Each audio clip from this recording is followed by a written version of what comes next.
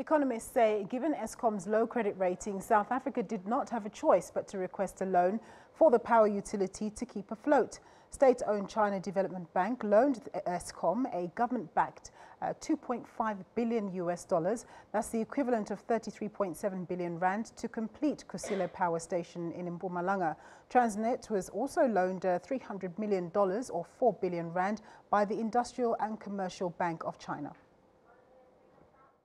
China announced its commitment to invest $14.7 billion in the country during President Xi Jinping's state visit at the Union Buildings in Pretoria yesterday. The loans to ailing state-owned entities were part of the 14 agreements signed between China and South Africa. Contingent liabilities posed by highly indebted state-owned enterprises have been flagged by rating agencies as the risk to the fiscus. But economists say Eskom is caught between a rock and a hard place. It's either it borrows or it goes under. Economist Azar Jamin says with Eskom's credit ratings at junk status, it's a good thing that it's able to get credit to keep it afloat. I think the credit ratings agencies would recognize that, it's really a choice between two negative outcomes. On the one hand, by not gaining access to such credit lines, Eskom would run a risk of going under.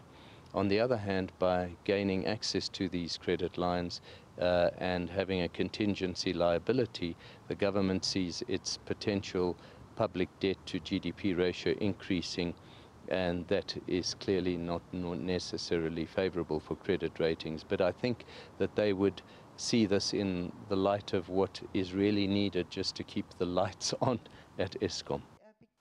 But others believe the move is a raw deal for the consumer, as it may come back to bite them. Time when actually our credit rating is not so strong, so the terms aren't going to be as favorable as they would have been much earlier in the years. But I think one of the key things that we have to watch, of course, is when they start now to calculate how much they're going to need to increase the tariffs by in order to be able to finance their debt and to continue to do all the other operations that they will still need to do going forward. And I think that's probably the main concern. However, the fact that Eskom has taken steps to improve corporate governance and deal with corruption is a favorable factor. SABC News, Johannesburg.